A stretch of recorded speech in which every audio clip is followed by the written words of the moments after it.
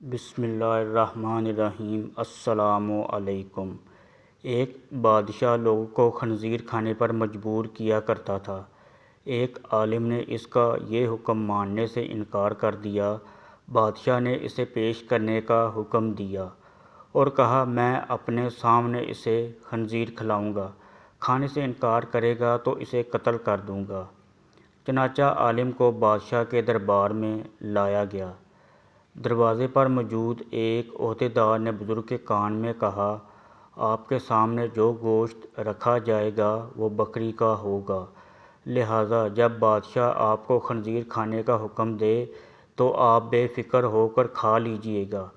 میں نے خفیہ طور پر سب انتظام کر لیا ہے، دیکھنے والے خیال کریں گے کہ آپ خنزیر کا گوشت کھا رہے ہیں، لیکن ہوگا وہ بکری کا گوشت، اس طرح آپ کی جان بھی بچ جائے گی۔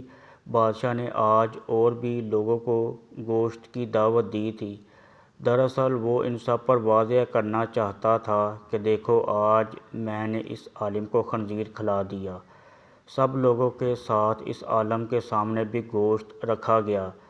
سب لوگ عالم کی طرف دیکھنے لگے۔ وہ آپس میں کہہ رہے تھے، عالم صاحب نے کھا لیا تو ہم بھی کھا لیں گے، ورنہ ہم بھی نہیں کھائیں گے۔ عالم صاحب کے سامنے اس سردار کی خفیہ ہدایت کے مطابق بکری کا گوشت رکھا جا چکا تھا اور یہ بات عالم صاحب کو معلوم تھی۔ اس کے باوجود انہوں نے گوشت کی طرف ہاتھ نہیں بڑھایا اور بولے، نہیں، میں گوشت نہیں کھاؤں گا۔ عہدیدار سامنے ہی موجود تھا۔ اس نے اشارہ کیا کہ گوشت کھا لیں، آپ کی جان بچ جائے گی، یہ بکری کا گوشت ہے، خنزیر کا نہیں۔ اس اشارے کے باوجود وہ ٹس سے مس نہ ہوئے۔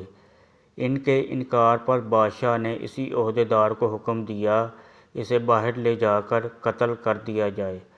عہدیدار عالم کو لے کر باہر آیا اور حیرت زدہ انداز میں بولا، میں نے آپ کو بتایا تھا، دربار میں بھی آپ کو یہ اشاروں سے سمجھاتا رہا کہ اس گوشت کو کھا لیں، یہ خنزیر کا نہیں بلکہ بکری کا گوشت ہے، لیکن افسوس آپ نے میری بات پر اعتبار نہ کیا۔ کیا آپ نے یہ گمان کیا تھا کہ میں جھوٹ بول رہا ہوں؟